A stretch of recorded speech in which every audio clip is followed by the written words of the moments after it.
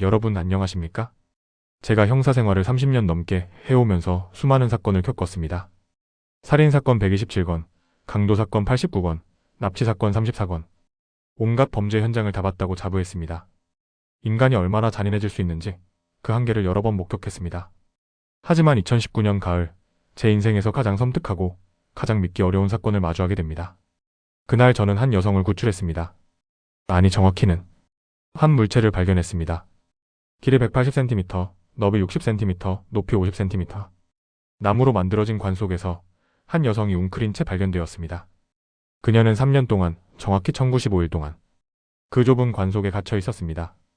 빛도 들어오지 않는 어둠 속에서, 제대로 서지도 눕지도 못하는 공간에서 그녀는 하루하루를 버텨냈습니다.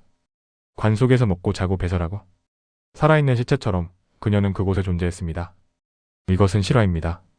제가 직접 수사하고 직접 그 현장에 있었던 사건입니다. 오늘 여러분께 이야기를 들려드리고자 합니다. 마음의 준비를 단단히 하십시오. 이야기는 결코 쉽지 않을 것입니다. 2016년 10월 14일 금요일, 서울 강남의 한 IT 기업. 박수진 씨, 27세는 오늘도 평범한 하루를 보내고 있었습니다. 수진아, 오늘 회식 안 갈 거야? 응, 민준이랑 약속 있어서. 먼저 갈게. 그녀는 마케팅팀에서 일하는 유능한 직원이었습니다. 입사 3년 차, 벌써 2번의 승진을 했습니다. 동료들과의 관계도 좋았고 상사들에게도 인정받는 인재였습니다. 오후 5시 30분, 수진 씨는 책상을 정리하기 시작했습니다. 오늘은 일찍 퇴근해야지. 민준이가 기다리고 있을 텐데.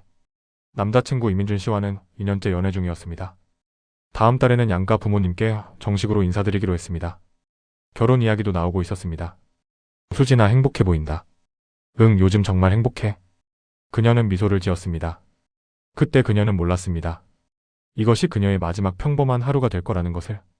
오후 6시 3분, 수진 씨는 회사 건물을 나섰습니다. 검은색 코트를 입고 가방을 메고 평소처럼 걸었습니다. 회사에서 지하철역까지는 도보로 5분 거리. 그녀는 늘 걷던 그 길을 걸었습니다. 하지만 오늘은 뭔가 이상했습니다. 뒤에서 누군가 따라오는 느낌. 수진 씨는 고개를 돌렸습니다. 아무도 없었습니다. 기분 탓인가? 그녀는 다시 걸었습니다. 회사에서 100m 떨어진 골목길. 평소에도 지나다니던 익숙한 골목. 하지만 오늘은 유난히 어두웠습니다. 가로등 하나가 꺼져 있었던 것입니다. 수진 씨는 가방을 더 꽉 쥐고 발걸음을 재촉했습니다. 그때였습니다. 으윽. 갑자기 뒤에서 강한 손이 그녀의 입을 막았습니다. 수진 씨는 비명을 지르려 했지만 소리가 나오지 않았습니다. 상대는 힘이 엄청났습니다. 조용히 해. 소리 지르면 죽는다. 낮고 신 목소리. 남자였습니다. 수진 씨는 필사적으로 저항했습니다. 발로 뒤를 걷어찼습니다. 손으로 상대의 손을 뜯어내려 했습니다. 하지만 상대는 꿈쩍도 하지 않았습니다. 가만히 있으라고. 남자는 그녀의 목을 조이기 시작했습니다. 숨이 막혔습니다. 눈앞이 흐려졌습니다. 누구? 왜 나를? 의식이 점점 희미해졌습니다. 마지막으로 본 것은 검은색 벤 차량이었습니다. 차 뒷문이 열리고 그녀는 그 안으로 끌려 들어갔습니다. 퍽! 차 문이 닫혔습니다. 골목은 다시 조용해졌습니다. 그녀의 가방만 바닥에 떨어져 있었습니다. 이 모든 일은 단 2분 만에 일어났습니다. 수진 씨는 의식을 되찾았습니다. 머리가 찌끈거렸습니다. 눈을 떠보니 손과 발이 묶여 있었습니다. 입에는 재갈이 물려 있었습니다. 여기가 어디? 차는 달리고 있었습니다. 운전석에는 한 남자가 앉아 있었습니다. 뒷모습만 보였습니다. 60대쯤 되어 보이는 남자. 회색 머리, 구부정한 등. 일어났구나. 남자가 백미러로 그녀를 쳐다봤습니다. 처음 보는 얼굴이었습니다. 이 사람 누구지? 왜 나를 납치한 거지? 수진 씨는 공포에 떨었습니다. 무서워하지 마. 아직은 아무 짓도 안 할 테니까. 남자의 목소리는 침착했습니다. 오히려 그게 더 무서웠습니다. 차는 계속 달렸습니다. 서울을 벗어나 경기도로 다시 외곽으로. 1시간, 2시간. 창밖은 점점 어두워졌습니다. 밤 8시쯤 차는 멈췄습니다. 다 왔다. 남자는 차에서 내렸습니다. 뒷문을 열고 수진 씨를 끌어냈습니다. 그녀는 저항했지만 소용없었습니다. 주변을 둘러봤습니다. 깊은 산속. 낡은 농가 한 채가 보였습니다. 주변에는 아무 집도 보이지 않았습니다. 소리 질러봤자 소용없어. 여기는 반경 1km 안에 아무도 없으니까. 남자는 그녀를 집 안으로 끌고 갔습니다. 집 안은 어둡고 음침했습니다. 곰팡이 냄새가 났습니다. 앉아. 남자는 그녀를 의자에 앉혔습니다. 그리고 그녀의 입에서 재갈을 풀었습니다. 효진 씨는 숨을 몰아쉬었습니다. 왜 이러시는 겁니까? 저는 당신을 모르는데. 모른다고? 남자는 비웃었습니다. 너는 나를 모르겠지? 하지만 나는 너를 안다. 박소진 27세 IT 기업 마케팅팀 대리. 효진 씨는 소름이 돋았습니다. 이 사람, 나를 조사한 거야. 돈이 필요하시면 드리겠습니다. 제발 저를 풀어주세요. 돈? 남자는 고개를 저었습니다. 나는 돈이 필요한 게 아니야. 그럼 왜? 남자는 천천히 그녀에게 다가왔습니다. 그리고 낮은 목소리로 말했습니다. 너는 내 아들의 인생을 망쳤어. 네? 이민준. 너 알지? 내 남자친구. 효진 씨의 눈이 커졌습니다. 민준이를 아십니까? 아느냐고? 남자는 씁쓸하게 웃었습니다. 나는 그 아이의 아버지야. 아버지? 효진 씨는 혼란스러웠습니다. 민준이는 어릴 때 부모님이 이혼했다고 했습니다. 아버지와는 연락을 끊고 산다고 했습니다.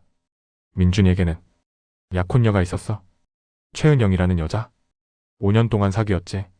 남자의 목소리에 분노가 섞였습니다. 그런데 너 때문에 민준이는 은영이와 헤어졌어. 너 때문에 은영이는 미국으로 떠났어. 그건 민준이의 선택이었습니다. 저는 닥쳐. 남자가 소리쳤습니다.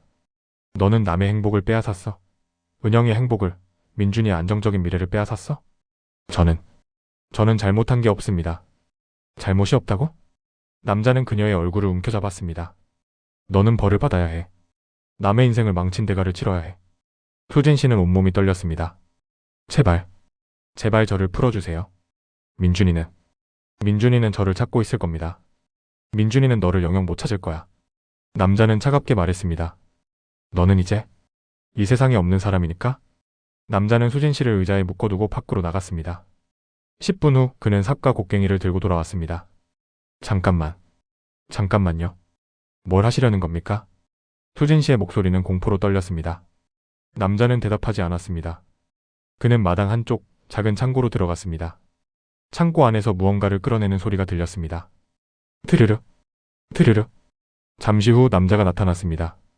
그의 뒤에는 나무로 만든 상자가 있었습니다. 길이 180cm, 너비 60cm, 높이 50cm. 관이었습니다. 안 돼요. 수진 씨는 비명을 질렀습니다. 제발 저를 죽이지 마세요. 제발. 죽이긴. 남자는 코웃음을 쳤습니다. 난 널 죽이지 않아. 죽이는 건 너무 쉬운 벌이니까?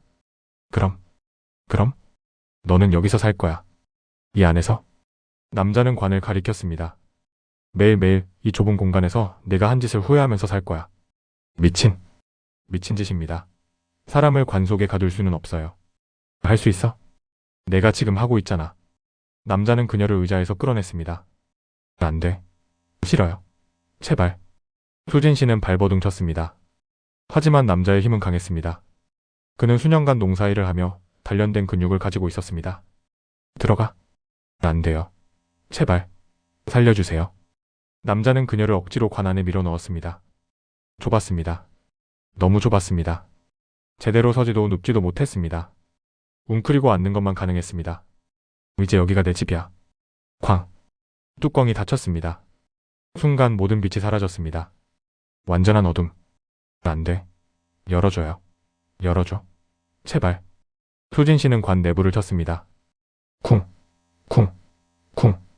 하지만 나무는 두꺼웠습니다. 밖에서 못질하는 소리가 들렸습니다. 땅. 남자는 뚜껑을 못으로 고정하고 있었습니다. 안 돼. 제발. 살려주세요. 살려줘. 하지만 대답은 없었습니다. 잠시 후 또 다른 소리가 들렸습니다. 삽으로 흙을 퍼는 소리. 쏴. 뭐 하는 거예요? 남자는 관을 구덩이 속으로 내리고 있었습니다. 깊이 1m의 구덩이. 관은 천천히 땅 속으로 들어갔습니다. 안 돼요. 제발. 그리고 흙이 쏟아지기 시작했습니다. 쏴. 관 위로 흙이 덮였습니다. 10cm, 20cm, 30cm. 제발, 제발 멈춰주세요. 숨을 쉴 수가 없어요. 하지만 관에는 작은 구멍이 뚫려 있었습니다. 지름 3cm의 구멍 2개. 공기가 통하도록 만든 구멍이었습니다. 충분히 숨을 쉴 수는 있었습니다. 하지만 그게 다였습니다. 빛은 들어오지 않았습니다. 소리도 거의 들리지 않았습니다. 수진 씨는 완전히 고립되었습니다. 땅속 1m 깊이, 180cm 길이의 관속. 그곳이 이제 그녀의 세상이었습니다. 안 돼. 안 돼. 이건 꿈이야. 꿈. 수진 씨는 울부짖었습니다. 하지만 아무도 들어주지 않았습니다. 30분이 지났습니다. 수진 씨는 여전히 울고 있었습니다. 목이 쉴 때까지 소리를 질렀습니다. 하지만 아무 소용이 없었습니다. 1시간이 지났습니다. 그녀는 지쳤습니다. 온몸이 아팠습니다. 웅크린 자세로 1시간을 버티는 것은 고문이었습니다. 다리가 저렸습니다. 허리가 끊어질 것 같았습니다. 누가 좀 도와주세요. 하지만 대답은 없었습니다. 완전한 어둠 속에서 그녀는 혼자였습니다. 2시간이 지났습니다. 갑자기 관이 흔들렸습니다. 수진 씨는 깜짝 놀랐습니다. 땅 위에서 발걸음 소리가 들렸습니다. 그리고 위에서 목소리가 들렸습니다. 배고프겠지? 남자였습니다. 관 위에 뭔가를 놓는 소리가 들렸습니다. 작은 구멍으로 무언가 밀어 넣어지기 시작했습니다. 빵 한 조각, 물 한 병. 이게 오늘 내 식사야. 잘 먹어둬. 제발, 제발 저를 꺼내주세요. 수진 씨의 목소리는 이미 쉬어 있었습니다. 내일도 올게. 매일 올게. 걱정 마. 발걸음 소리가 멀어졌습니다. 다시 고요해졌습니다. 수진 씨는 어둠 속에서 빵을 만졌습니다. 배는 고팠습니다. 하지만 먹고 싶지 않았습니다. 이걸 먹으면 이 상황을 받아들이는 건가? 하지만 결국 그녀는 빵을 입에 넣었습니다. 목숨을 유지해야 했습니다. 살아야 했습니다. 언젠가는 나갈 수 있을 것입니다. 그렇게 첫날 밤이 지나갔습니다. 2016년 10월 15일 토요일 오후 3시 서울 강남경찰서. 한 남자가 급하게 뛰어들어왔습니다. 형사님. 이민준 씨 19세였습니다. 진정하십시오. 무슨 일입니까? 제 여자친구가 실종됐습니다. 저는 당시 강력계 형사로 일하고 있었습니다. 30년 경력, 수많은 사건을 해결한 베테랑이었습니다. 언제부터 연락이 안 됩니까? 어제 저녁부터입니다. 퇴근한다고 6시에 문자를 보냈는데 그 후로 연락이 끊겼습니다. 24시간밖에 안 지났습니다만. 형사님, 수진이는 절대 연락 안 하고 사라질 사람이 아닙니다. 휴대폰도 꺼져 있고 집에도 없고 친구들도 모른다고 하고. 민준 씨의 목소리는 떨리고 있었습니다. 저는 그의 눈을 봤습니다. 진심으로 걱정하고 있었습니다. 알겠습니다. 자세히 이야기해 보시죠. 민준 씨는 앉아서 설명을 시작했습니다. 수진이는 박수진 27세입니다. IT 기업 마케팅팀에서 일합니다.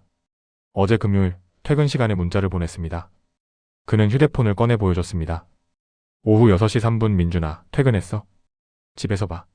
이게 마지막 문자입니다. 원래 어디서 만나기로 했습니까? 수진이 집에서 저녁 먹기로 했습니다. 제가 7시에 도착했는데 수진이가 없었습니다. 혹시 다른 곳에 갔을 가능성은요? 없습니다. 수진이는 약속을 절대 어기지 않습니다.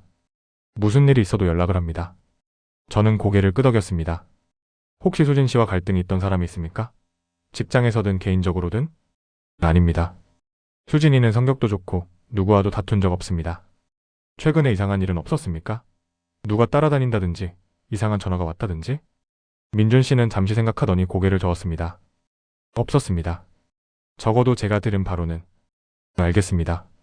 일단 CCTV부터 확인해 봅시다. 저는 즉시 수사에 착수했습니다. 수진 씨의 회사 건물 CCTV를 확인했습니다. 오후 6시 3분. 수진 씨가 건물을 나서는 모습이 선명하게 보였습니다. 검은색 코트, 가방을 메고 평소와 다름없는 모습이었습니다. 그녀는 지하철역 방향으로 걸었습니다. 다음 CCTV는? 회사 앞 편의점 CCTV. 오후 6시 4분, 수진 씨가 지나가는 모습이 보였습니다. 계속 추적하십시오. 하지만 그 다음부터가 문제였습니다. 회사에서 100m 떨어진 골목길. 그 골목에는 CCTV가 없었습니다. 골목을 지나 대로변 CCTV를 확인했습니다. 하지만 수진 씨는 보이지 않았습니다. 이상합니다. 이 골목을 지나면 바로 대로인데 골목에서 사라진 겁니까? 그런 것 같습니다. 저는 직접 현장으로 향했습니다. 회사 앞에서 지하철역까지 걷는 경로. 100m 거리의 골목길. 양쪽에 건물이 있었습니다. 하지만 CCTV는 없었습니다. 여기서 뭔가 일어났군요. 바닥을 살펴봤습니다. 그리고 골목 한쪽 구석에서 뭔가를 발견했습니다. 가방. 검은색 가방. 이게 수진 씨 가방입니까? 민준 씨가 달려왔습니다. 맞습니다. 이게 수진이 가방입니다. 가방을 열어봤습니다. 지갑, 휴대폰, 화장품 모두 들어 있었습니다. 휴대폰이 여기 있었군요. 그래서 연락이 안 됐던 겁니다. 저는 주변을 더 자세히 살펴봤습니다. 바닥에 미세한 타이어 자국이 있었습니다. 여기서 차량이 섰던 흔적입니다. 차량요? 네. 누군가 차로 수진 씨를 납치했을 가능성이 큽니다. 민준 씨의 얼굴이 창백해졌습니다. 납치? 납치라니. 아직 확실한 건 아닙니다. 하지만 가능성이 높습니다. 저는 즉시 주변 상가 CCTV를 전부 요청했습니다. 골목 입구에서 100m 떨어진 곳에 주유소가 있었습니다. 그곳 CCTV를 확인했습니다. 오후 6시 7분. 검은색 밴 한 대가 골목에서 나와 빠르게 지나갔습니다. 이 차량입니다. 번호판을 확대했습니다. 하지만 번호판이 가려져 있었습니다. 의도적으로 가렸군요.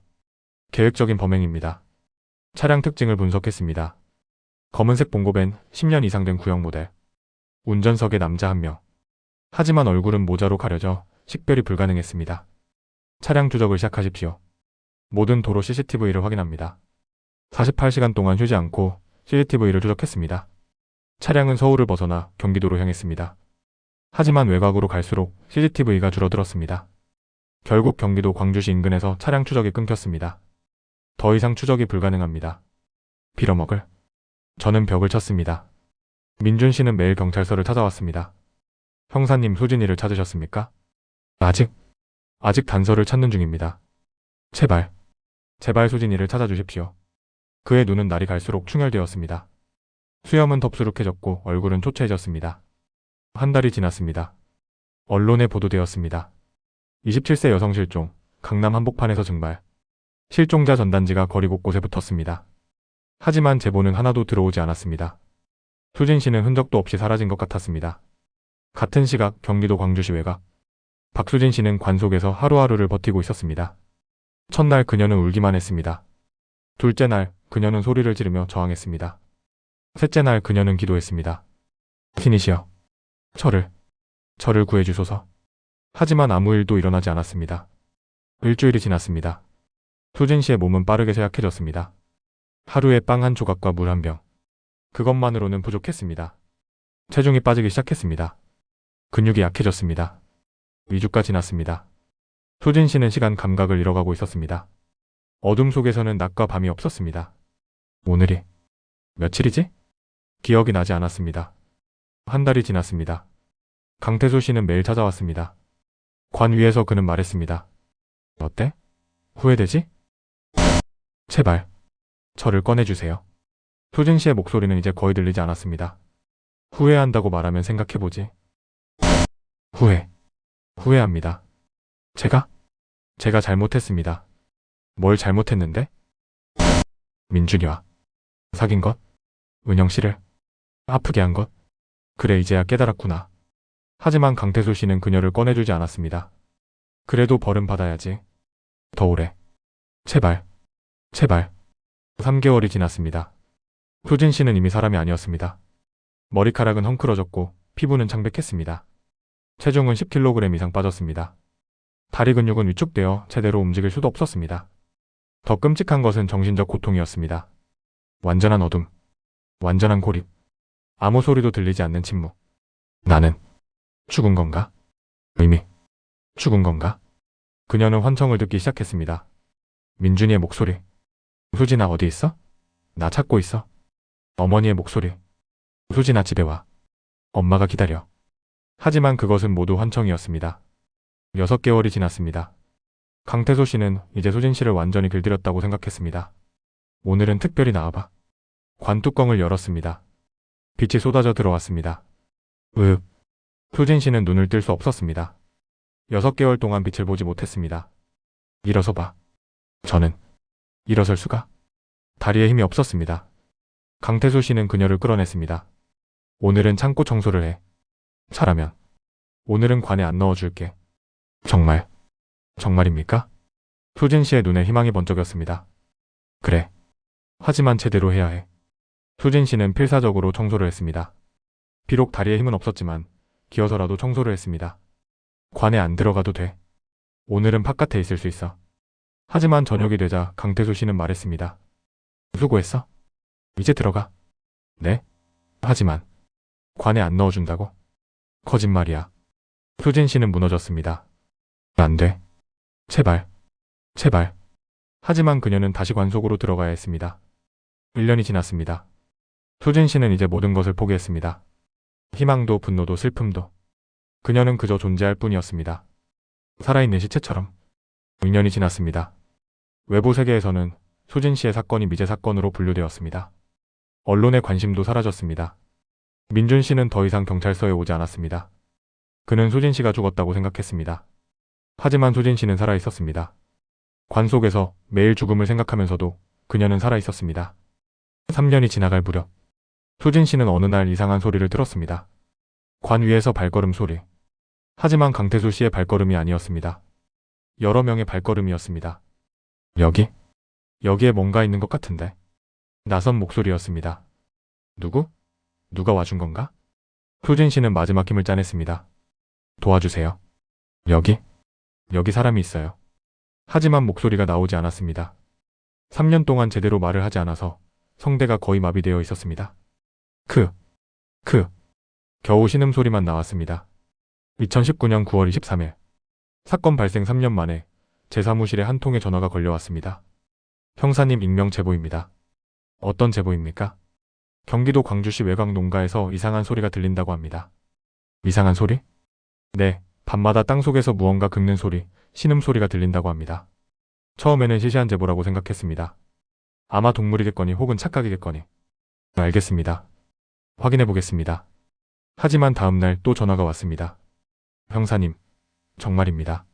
분명히 사람 소리입니다. 꼭 확인해 주십시오. 제보자는 강태수 씨 집에서 500m 떨어진 곳에 사는 농부였습니다. 며칠 전부터 이상한 소리가 들렸습니다. 처음에는 대수롭지 않게 여겼는데 계속 들리더라고요. 어떤 소리였습니까? 긁는 소리. 그리고 작은 신음소리. 분명히 사람 목소리 같았습니다. 저는 결국 현장으로 향하기로 했습니다. 혹시 박수진 사건과 관련이 있을까? 3년 전 미제 사건. 차량 추적이 경기도 광주시에서 끊겼습니다. 혹시 그곳에 수진 씨가 있을까? 희망은 거의 없었습니다. 3년이나 지났는데 살아있을 리 없었습니다. 하지만 형사의 직감이 저를 움직였습니다. 경기도 광주시 외곽. 깊은 산속의 작은 농가. 도착했을 때는 오후 2시였습니다. 주변은 조용했습니다. 집은 낡고 허름했습니다. 여기가 신고 접수된 곳입니까? 후배 형사가 물었습니다. 그렇습니다. 조심하십시오. 문을 두드렸습니다. 경찰입니다. 계십니까? 잠시 후 문이 열렸습니다. 60대 후반의 남자. 마른 체구 구부정한 자세. 무슨 일로 오셨습니까? 그의 목소리는 경계심으로 가득했습니다. 강태수 씨 맞으십니까? 맞습니다. 신고가 들어와서 확인차 왔습니다. 이 근처에서 이상한 소리가 들린다는데요. 이상한 소리? 저는 아무것도 들은 적 없습니다. 집안을 한번 둘러봐도 되겠습니까? 영장 있습니까? 순간 저는 직감했습니다. 이 사람, 뭔가 숨기고 있다. 30년 경력의 촉? 범인의 행동 패턴. 강태수 씨의 눈빛, 말투, 자세. 모든 것이 수상했습니다. 영장은 없습니다만 협조해 주시면 감사하겠습니다. 빨리 보고 가십시오. 집 안으로 들어갔습니다. 곰팡이 냄새, 먼지, 어두운 분위기. 혼자 사는 노인의 집 같았습니다. 거실, 부엌방. 특별한 것은 없었습니다. 하지만 저는 계속 주변을 살폈습니다. 뭔가 있다. 분명히 뭔가 있어. 마당으로 나갔습니다. 한쪽에 작은 창고가 있었습니다. 저 창고는 뭡니까? 농기구 보관하는 곳입니다. 들어가 봐도 되겠습니까? 꼭 봐야 합니까? 그의 목소리에 긴장이 묻어났습니다. 네, 꼭 봐야겠습니다. 창고 문을 열었습니다. 사포미 낫. 농기구들이 있었습니다. 하지만 제 눈은 바닥으로 향했습니다. 이건 바닥에 세로 시멘트를 바른 흔적. 크기는 가로 2m, 세로 2m. 주변 바닥은 흙이었지만 이 부분만 시멘트였습니다. 이 시멘트는 언제 바르셨습니까? 기억이 안 난다고요? 저는 무릎을 꿇고 시멘트를 만져봤습니다. 아직 완전히 마르지 않았습니다. 최근에 바른 것 같은데요? 한 달도 안 된 것 같습니다. 강태수 씨는 대답하지 않았습니다. 혹시 이 아래에 뭐가 있습니까? 아무것도 없습니다. 그의 반응이 너무 격렬했습니다. 그 순간 저는 확신했습니다. 여기다. 이 아래에 뭔가 있다. 지구대에 지원 요청합니다. 즉시? 형사님, 영장도 없이 어떻게? 강태수 씨가 소리쳤습니다. 영장은 지금 발부받겠습니다. 강태수 씨, 이 아래에 정말 아무것도 없다면 협조해 주시기 바랍니다. 다음 날 오전 10시, 압수수색 영장을 들고 다시 현장에 도착했습니다. 인부 3명, 형사 5명, 감식팀 2명이 동행했습니다. 시멘트를 걷어내십시오. 강태수 씨는 멀리서 지켜보고 있었습니다. 그의 얼굴에는 체념이 서려 있었습니다. 인부들이 드릴과 망치를 들었습니다. 쿵, 쿵, 쿵. 시멘트가 부서지기 시작했습니다. 30cm 두께의 시멘트. 이걸 혼자 부었다는 것 자체가 의심스러웠습니다. 뭔가 숨기려고 이렇게 두껍게 부은 거야. 2시간이 지났습니다. 시멘트가 완전히 제거되었습니다. 그 아래에는 흙이 있었습니다. 흙을 파십시오. 삽으로 흙을 파기 시작했습니다. 10cm, 20cm, 50cm, 그리고 1m 깊이에서 뭔가 단단한 것이 삽에 닿았습니다. 형사님, 뭔가 있습니다. 저는 구덩이로 뛰어내려갔습니다. 손으로 흙을 쓸어냈습니다. 나무였습니다. 갈색 나무 판자. 이게 뭡니까? 더 흙을 제거했습니다. 그리고 드러난 것은 나무 상자였습니다. 길이 180cm, 너비 60cm. 관이었습니다. 이건 관입니다. 모두가 숨을 죽였습니다. 혹시? 귀신이? 열어봐야 알겠습니다. 조심스럽게 관 뚜껑을 들어 올렸습니다. 못이 박혀 있어서 망치와 지렛대를 사용했습니다. 뚜껑이 열렸습니다. 그 순간 저는 평생 잊지 못할 광경을 목격했습니다. 관 안에 사람이 있었습니다. 여성. 웅크린 자세로 살아 있었습니다. 세상에. 저는 말을 잃었습니다. 여성은 뼈만 앙상하게 남은 상태였습니다. 머리카락은 허리까지 길게 자라 있었고 엉켜 있었습니다. 옷은 너덜너덜한 누더기. 피부는 창백을 넘어 회색빛이었습니다. 눈은 빛을 잃은 듯 흐릿했습니다. 이 사람, 살아 있습니까? 저는 그녀의 목에 손을 댔습니다. 맥박이 뛰고 있었습니다. 약하지만 살아 있었습니다. 119, 119 불러. 빨리. 저는 그녀를 조심스럽게 들어 올렸습니다. 너무 가벼웠습니다. 40kg도 안 될 것 같았습니다. 괜찮습니다. 이제 안전합니다. 구조되었습니다. 그녀는 천천히 눈을 떴습니다. 3년 만에 보는 햇빛. 눈을 뜰 수 없었습니다. 천천히 하십시오. 눈을 천천히 뜨십시오. 그녀는 떨리는 손으로 제 손을 잡았습니다. 감사합니다. 목소리는 가늘고 쉬어 있었습니다. 3년 동안 제대로 말을 하지 못한 것입니다. 이름이 뭡니까? 당신 이름을 말해줄 수 있습니까? 그녀는 입술을 떨었습니다. 박수진. 그 이름을 들은 순간 저는 온몸에 전율이 흘렀습니다. 박수진. 3년 전 실종된 그 여성. 우리가 찾아 헤매던 그 사람. 강남에서 사라진 그 여자. 박수진 씨? 당신이 박수진 씨가 맞습니까? 네. 저는 박수진입니다. 눈물이 그녀의 뺨을 타고 흘렀습니다. 살았어? 저? 살았어요. 주변의 모든 사람들이 충격에 빠졌습니다. 3년 동안 이 안에? 믿을 수가 없습니다. 곧 구급차가 도착했습니다. 환자 상태가 위중합니다. 빨리 이송해야 합니다. 수진 씨는 들것에 실렸습니다. 그녀는 제 손을 놓지 않았습니다. 형사님, 제 남자친구 민준이에게 연락 좀. 알겠습니다. 꼭 연락하겠습니다. 이제 걱정하지 마십시오. 구급차가 떠났습니다. 저는 강태수 씨에게 다가갔습니다. 그는 땅에 주저앉아 있었습니다. 강태수 씨, 당신은 체포됩니다. 특수감금상의 폭행 혐의로. 예. 그는 저항하지 않았습니다. 수갑이 채워졌습니다. 왜 이런 짓을 했습니까? 도대체 왜? 강태수 씨는 고개를 숙였습니다. 제 아들 때문입니다. 아들? 이민준. 제 아들입니다. 그 말에 저는 다시 한번 충격을 받았습니다. 이민준. 박수진의 남자친구. 실종 신고를 했던 바로 그 사람. 당신이 민준 씨의 아버지라고요? 네. 하지만 민준이는 모릅니다. 저와 20년 넘게 연락을 끊고 살았으니까요. 강태수 씨는 모든 것을 자백하기 시작했습니다. 조사실. 강태수 씨는 담담하게 이야기했습니다. 저는 30년 전 결혼했습니다. 아들 민준이를 낳았고요. 하지만 저는 술을 많이 마셨습니다. 그리고 가정폭력을 했습니다. 그의 목소리에 후회가 묻어났습니다. 아내는 결국 이혼을 요구했습니다. 민준이가 7살 때였습니다. 민준이는 어머니를 따라갔고 저는 혼자 남았습니다. 그 후 20년 동안 민준이와 연락이 끊겼습니다. 민준이는 어머니 성을 따라 이민준이 되었고, 하지만 저는 민준이를 잊을 수 없었습니다. 강태수 씨는 아들을 멀리서 지켜봤습니다. 스토킹이었습니다. 민준이가 고등학교 다닐 때부터 저는 몰래 따라다녔습니다. 대학 입학, 취직, 연애. 민준이가 최은영이라는 여자를 만났을 때 저는 기뻤습니다. 좋은 여자였으니까요. 5년 동안 잘 사귀었습니다. 저는 민준이가 행복해 보여서 좋았습니다. 하지만 강태수 씨의 얼굴이 일그러졌습니다. 박수진이 나타났습니다. 민준이는 수진 때문에 은영이와 헤어졌습니다. 은영이는 크게 상처받고 미국으로 떠났습니다. 저는 용서할 수 없었습니다. 수진이 때문에 민준이의 안정적인 미래가 망가졌다고 생각했습니다. 저는 고개를 저었습니다. 그건 당신 생각일 뿐입니다. 민준 씨가 선택한 거고요. 알고 있습니다. 하지만 저는 참을 수 없었습니다. 그래서 수진 씨를 납치한 겁니까? 네. 저는 수진을 벌하고 싶었습니다. 3년 동안 관 속에 가둔 것이 벌이라고 생각합니까? 그건 살인 미수입니다. 죽이지는 않았습니다.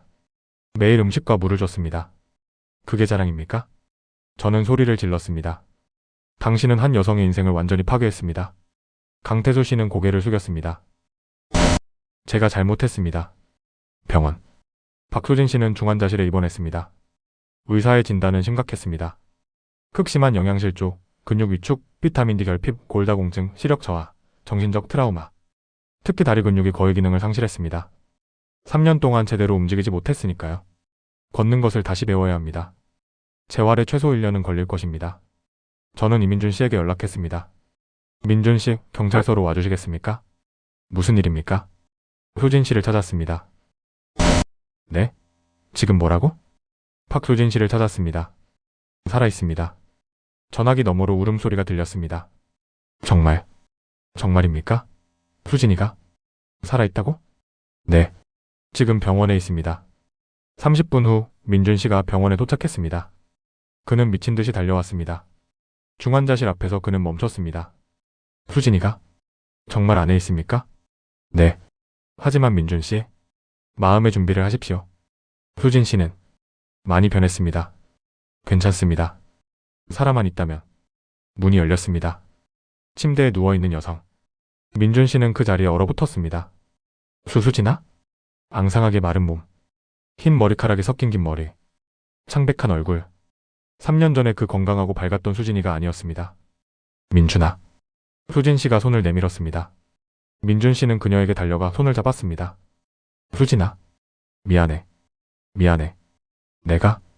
내가 너를 지키지 못해서. 괜찮아. 이제 괜찮아. 두 사람은 한참을 울었습니다. 하지만 저는 민준 씨에게 더 충격적인 사실을 알려줘야 했습니다. 민준 씨, 잠시 밖에서 이야기 좀 하시죠. 복도에서 저는 조심스럽게 말했습니다. 범인을 체포했습니다. 누구입니까? 그 개자식이 누구입니까? 강태수 씨입니다. 민준 씨의 얼굴이 점점 굳어갔습니다. 강태수? 그 이름? 설마? 네. 당신의 친부입니다. 아, 아버지? 민준 씨는 벽에 기댔습니다. 어떻게? 왜? 아버지가 수진이를? 저는 강태수 씨의 동기를 설명했습니다. 최은영 씨 이야기, 20년간의 스토킹, 휘뚫어진 부성애. 그럴 리가? 민준 씨는 주저앉았습니다. 저는 20년 동안 아버지를 잊고 살았습니다. 그런데 그 사람이 저를 지켜보고 있었다고요? 그리고 제 여자친구를 3년 동안 관 속에. 민준 씨는 머리를 감쌌습니다. 이게 다 제 잘못입니다. 제가? 은영이와 헤어진 게, 수진이를 만난 게 민준 씨 잘못이 아닙니다. 아닙니다. 제 잘못입니다. 제가 아버지의 아들이어서 수진이가 이렇게 된 겁니다. 며칠 후 강태수 씨와 민준 씨의 면회가 이뤄졌습니다. 20년 만에 재회. 오랜만이구나, 민준아. 민준 씨는 유리창 너머의 아버지를 노려봤습니다. 왜 그랬습니까? 왜 수진이를 건드렸습니까? 너를 위해서. 저를 위해서라고요. 민준 씨는 소리쳤습니다. 저는 아버지를 원하지 않았습니다. 20년 동안 잊고 살았습니다. 그런데 왜 제 인생에 개입합니까? 무슨 권리로? 미안하다. 아버지가 잘못했다. 미안하다고 다 되는 게 아닙니다. 민준 씨는 눈물을 흘렸습니다. 저는 아버지를 용서할 수 없습니다. 절대로. 절대로. 2020년 3월 재판. 강태수 씨는 징역 15년을 선고받았습니다. 피고인의 범행은 계획적이고 잔인합니다. 용서할 수 없습니다. 2023년 현재. 박소진 씨는 긴 재활 끝에 다시 걸을 수 있게 되었습니다. 하지만 정신적 트라우마는 여전합니다. 의민준 씨와는 헤어졌습니다. 민준이는 너무 자책했어요. 자신 때문에 제가 고통받았다고. 저는 민준이를 사랑했지만 우리 사이에는 너무 큰 상처가 있었어요. 두 사람은 각자의 길을 가기로 했습니다. 저는 이 사건을 잊을 수 없습니다. 사랑이라는 이름으로 자행되는 범죄, 가족이라는 이름으로 정당화되는 관계. 여러분 이야기는 실화입니다. 지금도 어딘가에는 도움을 기다리는 사람들이 있을 것입니다. 주변의 작은 신호를 놓치지 마십시오. 그것이 누군가의 구조 신호일 수 있습니다. 오늘 이야기는 여기까지입니다. 시청해주셔서 감사합니다.